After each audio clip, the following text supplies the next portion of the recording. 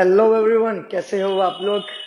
Motion के बारे में पढ़ पढ़ के आप लोग इस समय बोर तो नहीं हो गए? क्योंकि आज भी अपना जो चैप्टर होगा, जो नया यूनिट होगा, वो मोशन के ऊपर ही है। मोशन इन स्ट्रेट लाइन पढ़ा है ना, लीनियर मोशन के बारे में पढ़ा, सर्कुलर मोशन के बारे में पढ़ा, banking of roads and bending of cycles के बारे में पढ़ा, फिर ट्रांसलेशनल मोशन के बारे में पढ़ा। आज रोटेशनल मोशन के बारे में पढ़ेंगे, the motion of system of particles in rotation. ठीक है, इसका दूसरा नाम होता है रिजिड बॉडी डायनेमिक्स। तो आज का पर्टिकुलर चैप्टर नंबर 5 जो आपका यूनिट का है वो है रोटेशनल मोशन, और दूसरा नाम होता है रिजिड बॉडी डायनेमिक्स। ठीक है, रोटेशनल मोशन और रिजिड बॉडी डायनेमिक्स।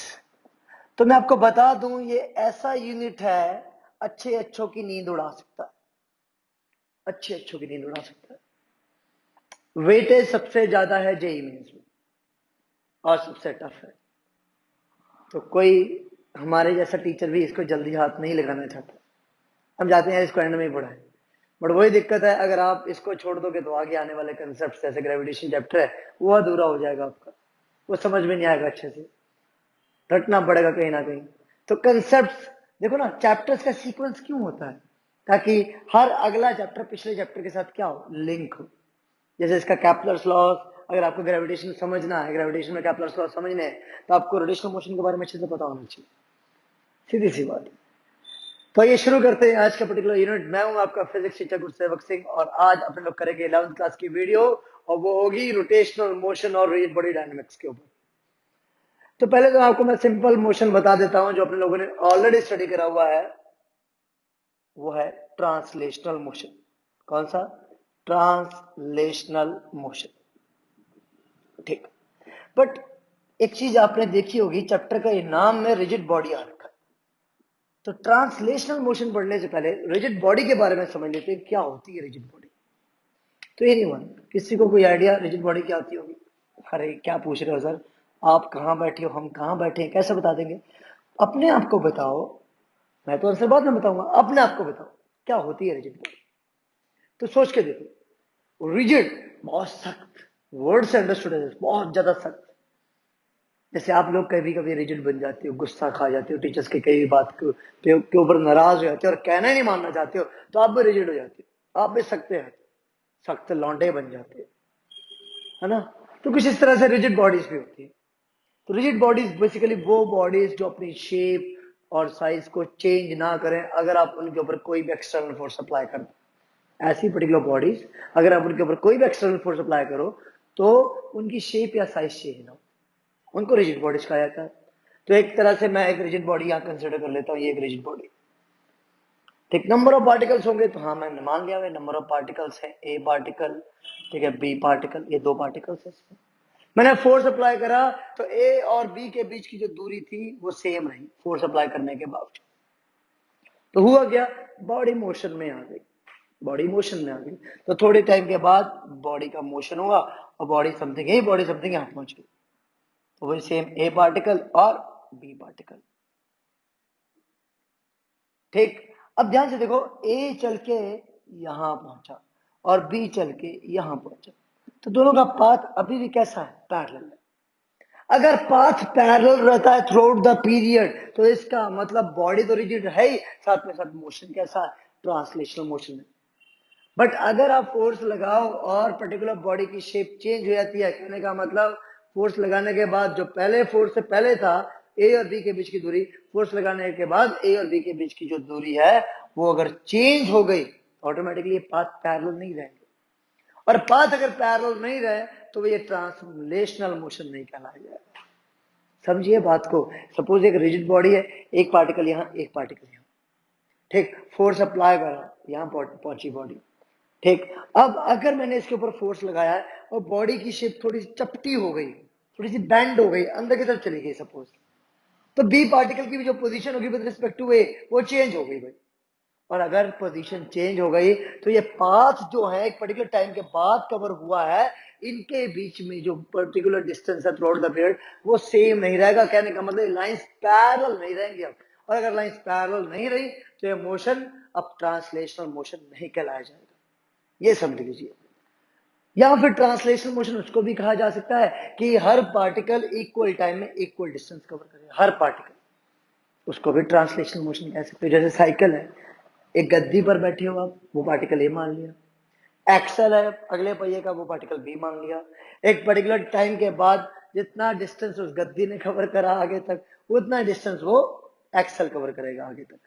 दोनों का डिस्टेंस सेम टाइम में, तो ऑटोमेटिकली वो एक पर्टिकुलर बॉडी तो साइकिल है ही आपकी, और रिजिड बॉडी कहलाई जाएगी, साथ में साथ मोशन कैसा कहलाया जाएगा, ट्रांसलेशनल मोशन।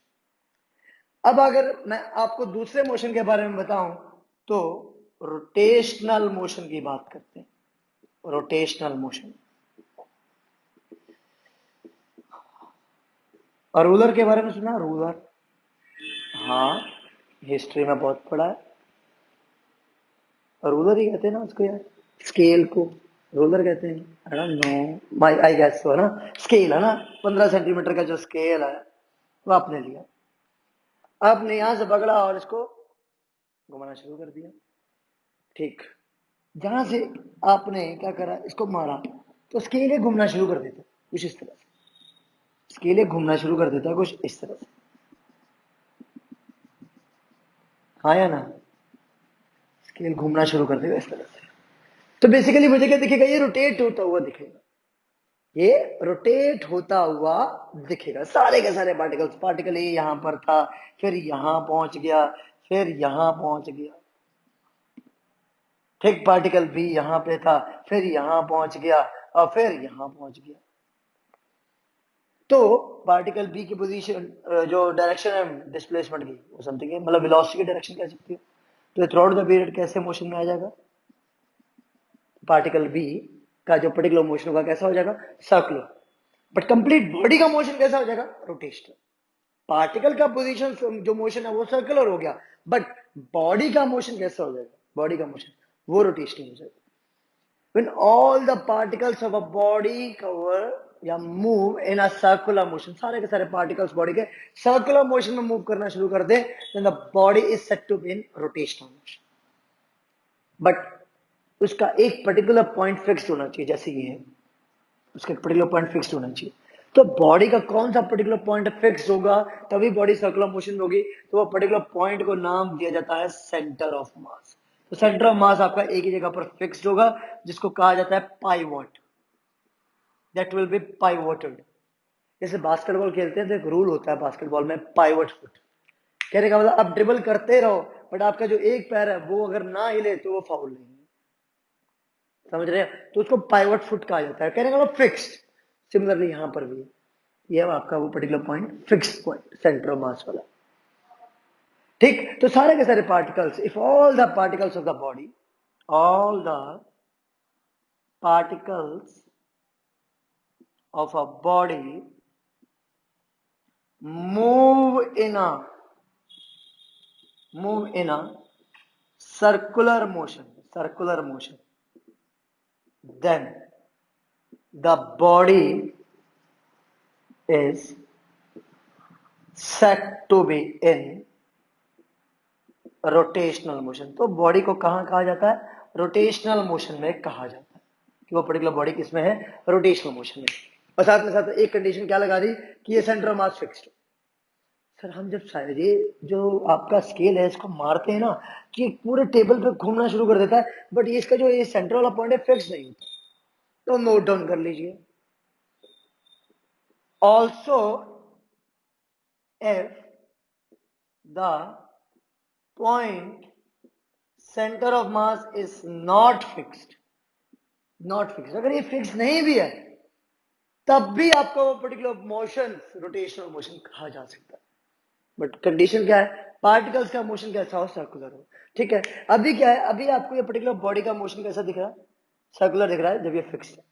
अगर इसका मोशन स्टार्ट हो गया, ध्यान से देखो, अगर इसका मोशन स्टार्ट हो जाता है, सपोज ये सेंटर मास यहाँ पर है, इसका सपोज आगे की तरफ मोशन हो गया, सपोज यहाँ पर पहुंच गया ये सेंटर मास, यहाँ पहुंच गया सेंटर मास। ठीक, तो अब वो पर्टिकुलर सेंटर ऑफ मास जब यहां पहुंचा और समथिंग रोटेट होते होते यहां पहुंच गया, तो बी का मोशन क्या सर्कुलर रहेगा? हाँ सर्कुलर तो रहेगा, बट साथ में साथ कैसा होगा? देखो सर्कल में घूमते घूमते आगे जाती जाएगी, सर्कल में घूमते घूमते आगे जाती जाएगी, तो कुछ हेलिकल टाइप बन जाएगा, वो कुछ हेलिकल टाइप बन जाएगा। देखो रोटेट तो हो ही रहा है, सेंटर मास आगे की तरफ जा रहा है, तो पार्टिकल बी साथ में साथ रोटेशनल मोशन में भी है और लीनियर मोशन में, मतलब ट्रांसलेशनल मोशन में भी है। उसमें रोटेशनल मोशन तो है ही है, साथ में साथ ट्रांसलेशनल मोशन भी है। तो क्या कहा जाएगा ऐसे मोशन को कहा जाएगा प्लेनर मोशन। क्या कहा जाएगा? Planar motion. ध्यान दीजिएगा, अगर फिक्स्ड है तो सिर्फ और सिर्फ रोटेशनल मोशन। अगर सेंटर मास फिक्स नहीं है तो मैं ये नहीं कहूंगा कि रोटेशनल मोशन है नहीं, उसमें रोटेशनल मोशन भी है, साथ में साथ ट्रांसलेशनल मोशन भी है, दोनों आ चुके हैं। अब ऐसी बॉडी जब दोनों मोशंस कवर कर रही हो तो उसको क्या कहा जाएगा? वो कैसे मोशन है? वो एक प्लेनर मोशन है। तो it consist of translational motion, it consist of translational motion plus rotational motion, plus rotational motion. Keep this thing in mind. साथ में साथ वो एक रोटेशनल मोशन में भी आ चुकी है। क्लियर हो रही है बात में? देख लीजिए एक बार और नोट डाउन करा करो, कॉपी पेन अपने हाथ में रखा करो ताकि नोट्स आप साथ में साथ बना सको, नोट्स आप साथ में साथ बना सको। ठीक है भाई, आगे बढ़ते हैं भाई। अब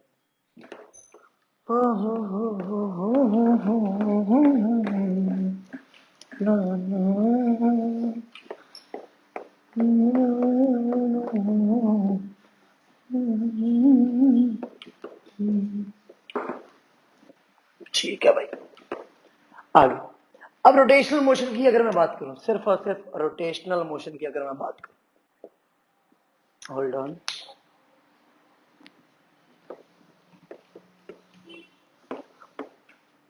If I talk about only and only rotational motion, ठीक, तो रोटेशनल मोशन में कंडीशन क्या थी? Fixed point. तो कोई भी एक पॉइंट आप फिक्स कर लो, सपोज आपने ये पॉइंट फिक्स कर लिया, सपोज ये फिक्स कर लिया, ठीक है, तो फिक्स कर लिया, इसको घुमाना शुरू कर दो, घुमाने के बाद सपोज बॉडी यहां पहुंच गई, इसके कुछ points, A point, A particle, B particle, C particle, ठीक। अब ये मूव करेंगे, जब ये बॉडी इधर की तरफ जा रही है तो इसका मोशन समथिंग ऐसे, इसका मोशन समथिंग ऐसे, इसका मोशन समथिंग ऐसे, हाँ या ना? ये किसी एंगल पर है, तो ऑल द पर्टिकुलर पार्टिकल्स कैसे मोशन में होंगे? सर्कुलर। इंटरनल पार्टिकल्स, सारे के सारे इंटरनल पार्टिकल्स कैसे मोशन होंगे?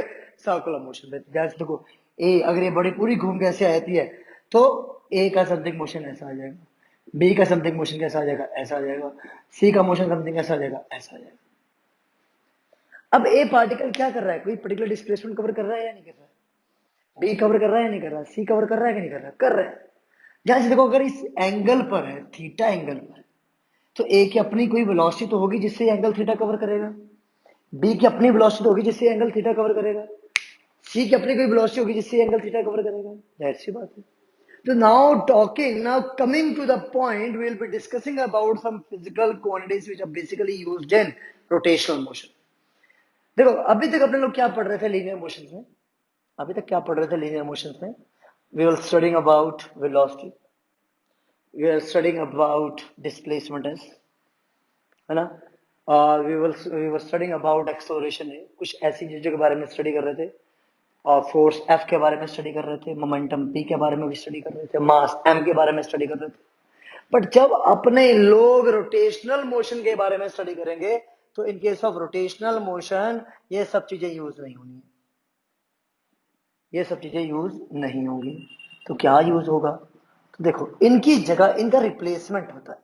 वेलोसिटी को रिप्लेस करता है omega, that is angular velocity, that is angular velocity. Displacement just S, और यहां हो जाता है angular displacement, that is theta. यहां आ जाएगा angular displacement, that is theta. बात करते हैं अगर एक्सेलरेशन की, तो एक्सेलरेशन रिप्लेस कर देता है किसको? अल्फा को, that is angular acceleration alpha. और अगर मैं बात करता हूं फोर्स की, तो फोर्स का काम यहां पर करना शुरू कर देता है टॉर्क। नई चीज आ रही है आपके सामने, सारी चीजें नहीं होंगी, चिंता मत करना। मैंने ये चीजें पहले इसलिए बता दी ताकि आप आगे का आने वाला चैप्टर ध्यान से सुनो। ओमेगा क्या है, थीटा क्या है, अल्फा क्या है, टॉर्क टाउ क्या है, T momentum, L angular momentum बन जाता है। क्या बन जाता है? Angular momentum. Angular word use होता है, बस ये समझ लीजिए। जैसे ये डिस्प्लेसमेंट, तो ये एंगुलर डिस्प्लेसमेंट बन जाएगा। ये एक्सेलरेशन, तो ये एंगुलर एक्सेलरेशन बन जाएगा। ये मास m, और ये इधर रोटेशनल में आ जाएगा मूवमेंट ऑफ इनर्शिया। ये तो बिल्कुल भी नहीं सुना आप लोगों ने, मूवमेंट ऑफ इनर्शिया। तो इन सब चीजों के बारे में अपने लोग स्टडी करेंगे।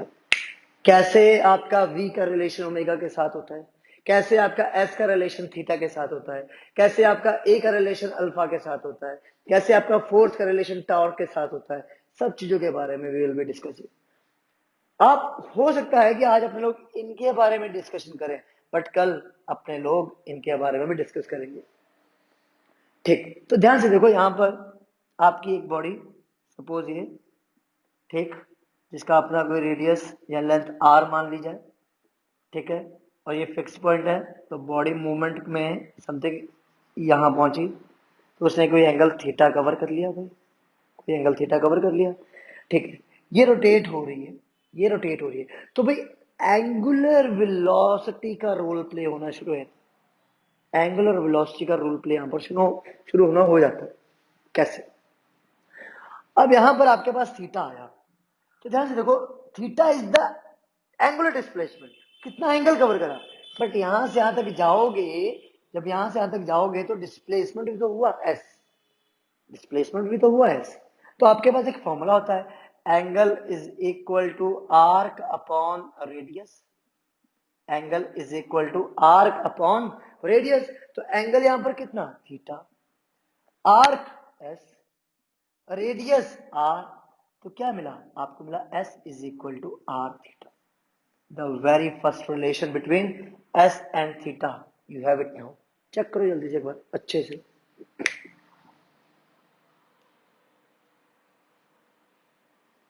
ठीक, अब अगर मैं इसी रिलेशन को टाइम के साथ डिफरेंशिएट कर दूं, इक्वेशन नंबर 1, मैं इसी इक्वेशन को डिफरेंशिएट कर दूं विद रिस्पेक्ट टू टाइम, तो differentiating with respect to t, तो क्या मिलेगा?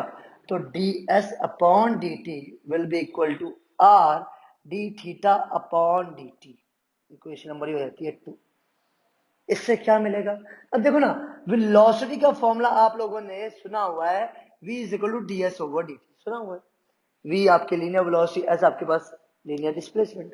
तो अगर मैं इन्हीं टर्म्स को यहां पर रिप्लेस कर दूं, तो omega is equal to D theta upon dt हो जाना चाहिए। Omega is equal to D theta upon dt हो जाना चाहिए। तो यहां पर आप क्या करोगे? ds ओवर dt को रिप्लेस कर दो v के साथ, डी थीटा अपॉन dt को रिप्लेस कर दो ओमेगा के साथ, तो v इज इक्वल टू क्या आएगा? v is equal to are omega आ जाएगा। तो दिस बिकम्स इक्वेशन नंबर 3, इसकी जरूरत भी पड़ेगी। तो v और ओमेगा के बीच का रिलेशन आ गया, s और थीटा के बीच का रिलेशन भी आ गया, बहुत ही इजी वे में। अब जैसे आपको फॉर्मूला पता है a is equal to dv upon dt, तो सिमिलरली a को रिप्लेस करो अल्फा के साथ, v को रिप्लेस करो ओमेगा के साथ, तो क्या मिलेगा? a is equal alpha is equal to D omega upon dt मिल जाना चाहिए। ठीक, तो क्या करो? Differentiating third with respect to, differentiating third with respect to t, तो dv upon dt will be equal to r D omega upon dt। तो dv upon dt की वैल्यू कितनी? dv अपॉन dt की वैल्यू dv अपॉन dt, ध्यान से देखो क्या है, acceleration e, r D omega upon dt क्या है? अल्फा, तो a is equal to r alpha. The doubt which comes into the mind of the question is that, यहां पर डाउट क्या आ सकता है कि अगर एक पर्टिकुलर बॉडी मूव कर रही है सर्कुलर मोशन में, ठीक, तो उसके पास एक तो है उसकी लीनियर वेलोसिटी v, हाँ या ना? लीनियर वेलोसिटी v तो है, हर पर्टिकुलर टेंजेंशियल पॉइंट पे उसकी वेलोसिटी v तो होगी। वो वेलोसिटी v कांस्टेंट भी हो सकती है, वेरिएबल भी हो सकती है। That v can be constant as well as variable. ठीक है, दोनों काम हो सकते हैं उसमें, वो कांस्टेंट भी हो सकती है और वेरिएबल भी हो सकती है। बट अगर मैं बात करता हूँ एक्सेलरेशन की, तो एक्सेलरेशन दो होते हैं भाई। कौन कौन सा? एक अंदर की तरफ लगने वाला सेंट्रीपिटल एक्सेलरेशन, एक वेलोसिटी को चेंज करने वाला टेंजेंशियल एक्सेलरेशन, एक वेलोसिटी को चेंज करने वाला टेंजेंशियल एक्सेलरेशन। तो अगर मैं यहाँ पर एक फॉर्मूला लिख रहा हूं a is equal to dv upon dt, तो मुझे इस फॉर्मूले को समथिंग कुछ ऐसे लिखना चाहिए, at is equal to dv upon dt।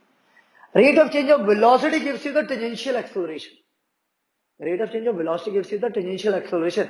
But if I talk about AC, तो AC की value v square upon r ये होती है। तो अगर v कांस्टेंट है, अगर v कांस्टेंट है, तो that is means dv upon dt is equal to zero. Constant का डिफरेंशियल टाइम के साथ क्या होगा? जीरो होगा। और अगर डिफरेंशियल जीरो है तो ऑटोमेटिकली at की वैल्यू क्या होगी? जीरो। at की वैल्यू क्या होगी? जीरो। तो यहां पर जो मैंने dv ओवर dt लिखा था, क्या होगा? at। और अगर at जीरो है तो देखो अल्फा भी क्या हो जाएगा? जीरो। कभी कंफ्यूज मत होना कि यहां पर ac आ सकता था, ना ना ना। वेलोसिटी v कांस्टेंट है, ac होगा ही होगा। सेंट्रीपिटल एक्सेलरेशन तो होगा ही होगा बॉडी सर्कुलर मोशन में। जो बॉडी आपकी सर्कुलर मोशन में है, सेंट्रीपिटल एक्सेलरेशन तो लगना ही लगना है मेरे भाई। कांस्टेंट पे भी लगेगा, वेरिएबल वेरिएबल पे भी लगेगा। ठीक, अगर दोनों लगते हैं, एसी भी लग रहा है एटी भी लग रहा है, तो क्या होगा? तो क्या होगा? सपोज एक पर्टिकुलर पार्टिकल है, सर्कुलर मोशन में था, ये सेंटर है, अंदर की तरफ लगने वाला एक्सेलरेशन एसी और वेलोसिटी के डायरेक्शन में लगने वाला एक्सेलरेशन एटी, दोनों लग रहे हैं, तो ये करवाई हुई चीज है यार। तो उनका रिजल्टेंट ए नेट आपको प्रोवाइड करवाया जाता है। वो कितना? Under root of A T का स्क्वायर प्लस ए सी का स्क्वायर हो जाता है। तो ए नेट की वैल्यू भी आपको बता दी जाती है, but A net will be equal to under root of A T square plus A C square.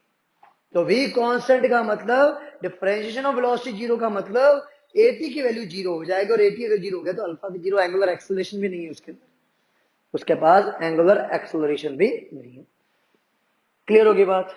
ये तो भाई अगर मैं स्केलर क्वांटिटी की बात करूं, स्केलर क्वांटिटी का मतलब यहाँ पर मैं मतलब जस्ट मैग्नीट्यूड की बात करूं, तो ये फॉर्मूले काम कर जाएंगे। But if I talk about vector quantities है, तो ये काम नहीं करने वाले हैं। तो ये काम नहीं करेंगे, तो क्या करेंगे उस केस में? तो भाई पेन और कॉपी रखी हुई है, सब कुछ नोट डाउन कर लिया होगा। मैं अब कुछ फॉर्मुलेस की बात करूंगा। सबसे पहले तो formulas, very very important formulas, जिनके बारे में बात करेंगे अपन लोग। v is equal to are omega. सबसे पहले तो इस फॉर्मूले को अगर मैं वेक्टर फॉर्म में लिखूंगा और ओमेगा की डायरेक्शन पता करना चाहूंगा, तो किस तरह से ओमेगा की डायरेक्शन पता कर सकता हूं? ठीक है, तो एक चीज आप समझ लीजिए, कोई भी पर्टिकुलर बॉडी अगर सर्कुलर मोशन में घूम रही है, ध्यान से देख लीजिए, ये बॉडी है सर्कुलर मोशन में, इसका रोटेशन समथिंग ऐसा है, तो you need to find out the direction of omega, alpha and theta to find the direction of omega, alpha and theta. So how can you do this? So simply do one simple thing, that कि just curl the fingers in the direction of rotation.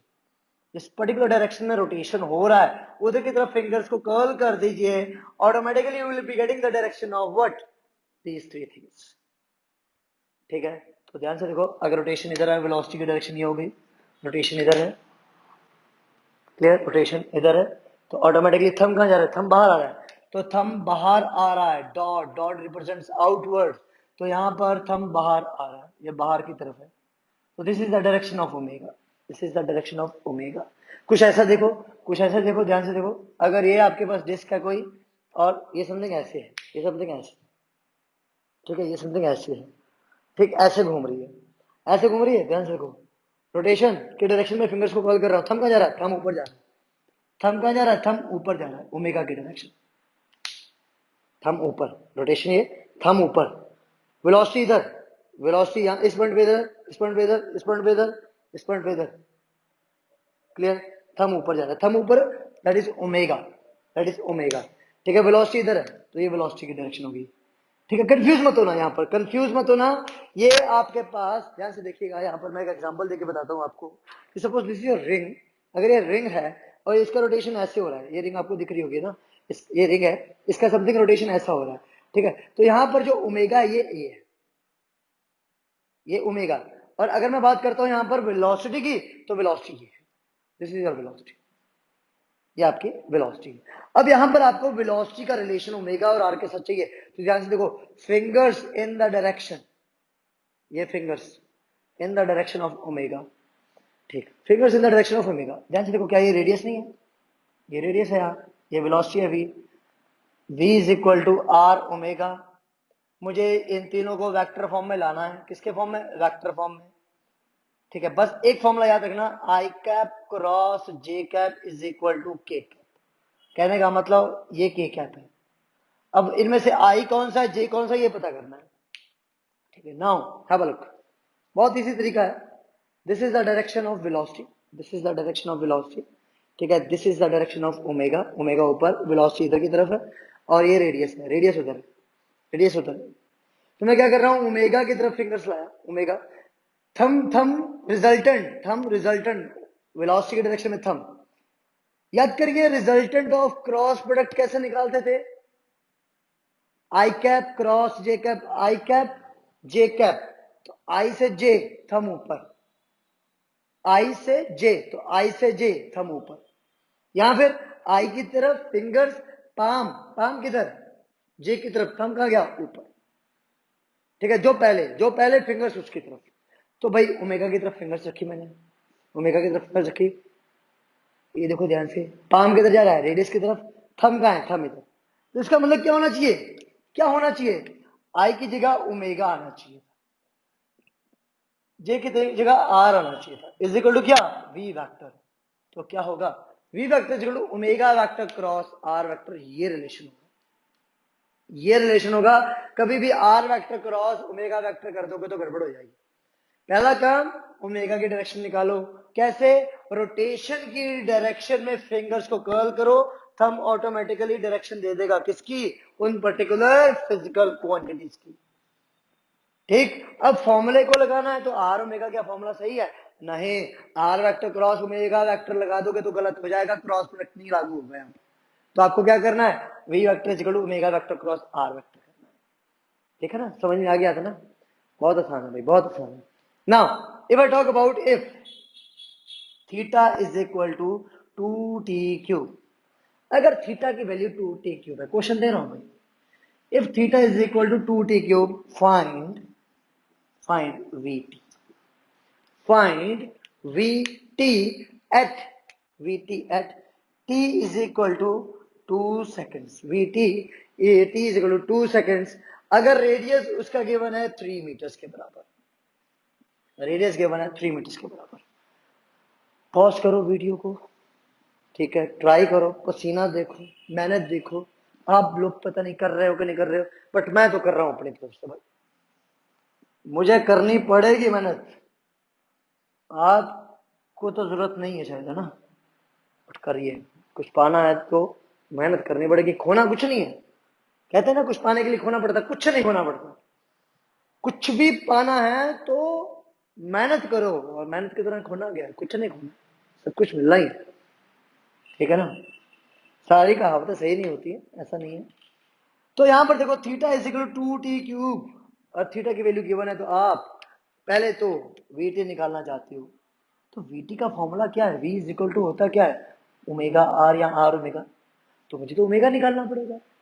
अब omega कैसे निकालो, देखो are given है, radius given है, we चाहिए, omega मिल जाता तो हो जाता काम हमारा। तो थोड़ी देर पहले एक फॉर्मूला अपने लोगों ने लिखा होगा, omega is equal to D theta upon dt, पता नहीं आपने पेन या कॉपी उस समय अपने पास रखा था या नहीं रखा था। मैं हमेशा कहता हूं, पेन या कॉपी अपने पास ही रखा करो। अब ये फॉर्मूला अगर मैं यूज करता हूं, तो omega is equal to D theta upon dt, तो थीटा की वैल्यू को यहाँ पे पुट करो, तो आपको मिल जाएगा theta, that is 2t cube, जो ऑलरेडी है, यहाँ पुट कर दिया, 2 आ गया बाहर, 2 आ गया बाहर, टी क्यूब का डिफरेंशियल कितना, 3t स्क्वायर, तो कितना हो जाएगा, omega is equal to 6t square, omega की वैल्यू आ गई 6t स्क्वायर। अब ये time t is equal 2 second पर वेलोसिटी चाहिए थी ना, तो टाइम 2 सेकंड यहाँ रखो, तो कितना, 2 2 जा 4, 4 इंटू 6 24, तो ओमेगा की वैल्यू 24। सर यूनिट नहीं बताया आपने, किसी का यूनिट नहीं बताया, है ना, तो कोई बात नहीं, यूनिट में कोई ज्यादा बड़ा काम नहीं है। अब देखो ना, यहाँ पर थीटा आपका रेडियंस में होता है, थीटा आपका रेडियंस में होता है, आर आपकी मीटर्स में होगी। तो आपको किसका फॉर्मूला चाहिए था? ओमेगा का। तो omega is equal to D theta upon D T, D theta upon D T. तो ध्यान से देखो, डी थीटा रेडियन और नीचे टाइम पर सेकेंड, तो रेडियन पर सेकेंड आ जाएगा आंसर। तो यहाँ आ गया रेडियन पर सेकेंड, ओमेगा की वैल्यू आ गई रेडियन पर सेकेंड। ओमेगा आ चुका है, वी चाहिए, तो वी के लिए फॉर्मूला ओमेगा आर लगाओ या आर ओमेगा लगाओ। ओमेगा की वैल्यू 24, आर की वैल्यू 3, तो कितना 72 मीटर पर second. This becomes the formula for velocity. Velocity का फॉर्मूला कितना आ जाएगा? 72 मीटर पर सेकेंड। देख लीजिए जल्दी से।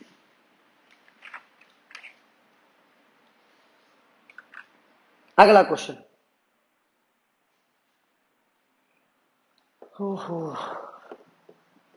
आप लोगों को तो मजे हैं, घर पे बैठे हो मजे से, है ना। हम भी घर पे ही हैं वैसे, बट ये है कि घर में बहुत है भाई इसका बने में। एसी उसी लगवा दे कोई, गरीब बहुत हूं मैं, बहुत गरीबी आ रखी है भाई। ओमेगा की वैल्यू है T square plus 2, omega is equal to T square plus 2, and you need to find theta, find theta, find theta at T is equal to 2 seconds, at t is equal to 2 seconds, if theta is equal to 0 degrees at time t is equal to 0 seconds। Theta की value 0 degree है जब time की value कितनी है? 0 second है। Find theta पता करना है, ठीक है। Also calculate, also calculate number of, number of revolutions, also calculate the number of revolution, ठीक है। Made in 2 seconds, made in 2 seconds, 2 second में जितने भी रेवोल्यूशन हो वो भी कैलकुलेट करके बता दो कितने हो गए। अब यार यहां पर आपको थीटा पता करना है, उल्टी हो गई बात। क्वेश्चन देखिए, omega is equal to given है टी स्क्वायर प्लस 2, और पता करने के लिए बोल दिया थीटा। तो भाई आपको तो पता ही है ओमेगा इज इक्वल टू क्या होता है? D theta upon D T. तो थीटा आना चाहिए था, थीटा आ गया।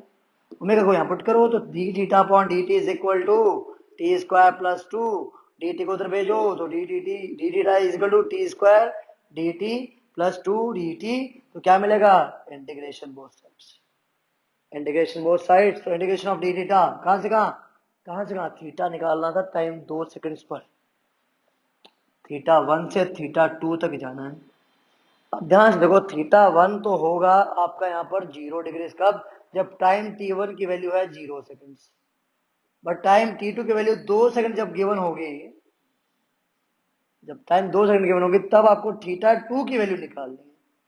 तो यहाँ टाइम t1 से t2, यहाँ टाइम t1 से t2, तो ठीक, तो थीटा 1 की वैल्यू 0, थीटा 2 की वैल्यू थीटा पता करनी है, और integration of D theta, time t1 की वैल्यू 0, टाइम t2 की value 2 second, T square D T plus integration 0 से 2 2 डी टी। अब इसको करिए सॉल्व, तो इंटीग्रेशन ऑफ डी थीटा मिल जाता है जस्ट थीटा, कहां से कहां? 0 से थीटा, कहां से कहां? 0 से theta is equal to T square का इंटीग्रेशन टी क्यूब अपॉन 3, कहां से कहां?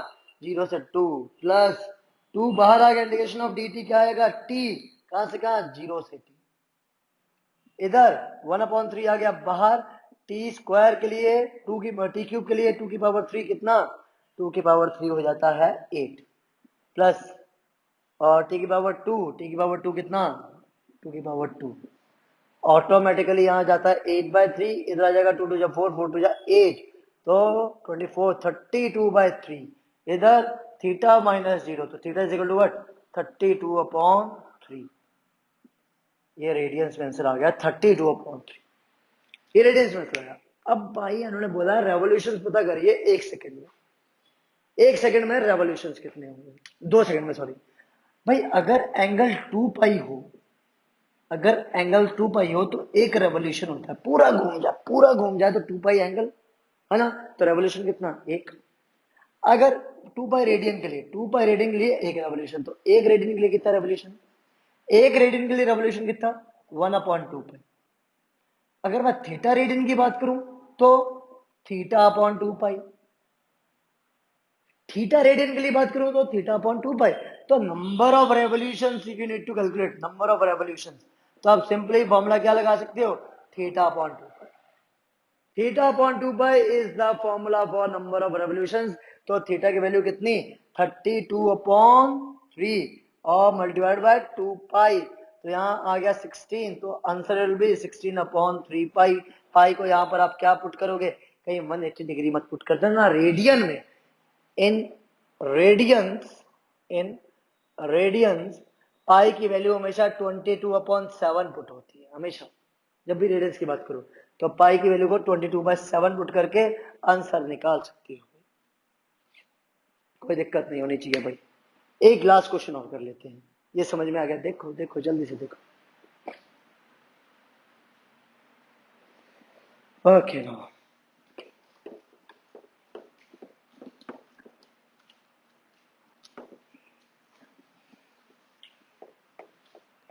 किस किस को ये वीडियो समझ में आई वो प्लीज लाइक करें, और जिस जिसको समझ में नहीं आई वो क्वेश्चन पूछे कमेंट बॉक्स में, फिर ये पार्ट समझ में नहीं आया, ठीक है। अब क्वेश्चन है t³ प्लस t² प्लस 1। आपको फाइंड क्या करना है, फाइंड करना है आपको इसमें velocity vt, omega, at, ac, a net सब कुछ पता कर लेना है बिल्कुल, और थीटा भी साथ में at time t is equal to 2 second. मैं आपको टाइम दे रहा हूँ और साथ में इसका रेडियस भी गिवन होगा, रेडियस की वैल्यू होगी 2 मीटर। आपको टाइम दे रहा हूँ, आप सॉल्व करके देखिए, जल्दी से सॉल्व करके देखिए। क्वेश्चन लास्ट चाहिए, इसके बाद थोड़ा सा बस एक कंसेप्ट बताना है, ठीक है। आपने वीडियो को पॉज कर लिया होगा, है ना। अब आइए कैसे करना है ये क्वेश्चन। इन्होंने बोला है टाइम 2 सेकंड्स पर आपको ओमेगा भी चाहिए, आपको वीटी भी चाहिए, आपको एटी भी चाहिए, आपको एसी भी चाहिए, आपको ए नेट भी चाहिए, आपको थीटा भी चाहिए। बात करें थीटा की तो थीटा तो डायरेक्टली मिल जाएगा। बात करें अगर ये पहला पार्ट है, ठीक है, फिर ये दूसरा पार्ट, फिर ये तीसरा पार्ट, फिर ये चौथा पार्ट, ये पांचवा पार्ट, ये छठा पार्ट, साथ में अल्फा भी निकाल लेना, सातवां पार्ट, सब चीजें निकाल के दिखाते हैं, सब चीजें, ठीक है। अब देखो बात करते हैं पहले पार्ट की। थीटा की वैल्यू आप डायरेक्टली निकाल सकते हो, कैसे, 2 की वैल्यू इसमें पुट कर दो, आपको सीधा आंसर मिल जाएगा। तो 2 की पावर 3 कितना 8, 2 की पावर 2 कितना 4, प्लस 1 कितना 30 रेडियंस। पहला पार्ट खत्म। दूसरा, अब ओमेगा चाहिए तो ओमेगा की value d theta upon D T. तो d upon D t, theta की जगह t³ प्लस t² प्लस 1, तो कितना 3t² plus 2t, 3t² plus 2t, ये हो गया omega. Omega is equal to 3t² plus 2t आपको मिला। इसमें आप क्या करो, at t is equal to 2 seconds put करो। पुट करने पर ओमेगा की वैल्यू कितनी आ जाएगी, 3 इंटू 2 का स्क्वायर प्लस 2 इंटू 2, तो 2 जो 4, 4 दे 12 प्लस 4 कितना 16 रेडियन पर सेकेंड। ओमेगा की वैल्यू कितनी आ गई, 16 रेडियन पर सेकेंड। ओमेगा की वैल्यू आ गई, चाहिए क्या v। तो v की वैल्यू कैसे, तो v की वैल्यू कितनी, r ओमेगा के फॉर्मूले से। r की वैल्यू कितनी 2, ओमेगा की वैल्यू 16 कितनी आ गई 32 मीटर पर सेकेंड। वेलोसिटी की वैल्यू आ जाएगी 32 मीटर पर सेकेंड। चौथा, चौथा आपको चाहिए अब ए सी निकालो। ए सी क्या, V square upon R, V की वैल्यू 32 का होल स्क्वायर, ठीक है, अपॉन में 2। सॉल्व कर लेना, मुझे आंसर चाहिए कमेंट बॉक्स में, पता चले किसने यहाँ तक मेरी वीडियो देखी, एटलीस्ट देखो तो कौन है अभी मेरा चेला, ठीक है, कौन है मेरा दोस्त। पांचवा, एटी निकालनी है, एटी की वैल्यू, उसके लिए अल्फा चाहिए, उसके लिए अल्फा चाहिए भाई, अल्फा। अल्फा कैसे निकालूंगा, अल्फा कैसे निकालूंगा, तो ध्यान से देखो, आपको क्या मिला, आपको ये मिला, ओमेगा की वैल्यू क्या मिली, ओमेगा मिली 3t² प्लस 2t। आपको अगर अल्फा चाहिए तो आपको D omega upon D T करना पड़ेगा, तो d upon D T of omega की जगह 3t² प्लस 2t। तो इसको सॉल्व करोगे तो अल्फा इज इक्वल टू कितना आएगा 60 प्लस 2, 60 प्लस 2, इसमें टाइम को 2 सेकंड पुट करो, तो 6 इंटू 2 प्लस 2 12 प्लस 14 आ जाएगा।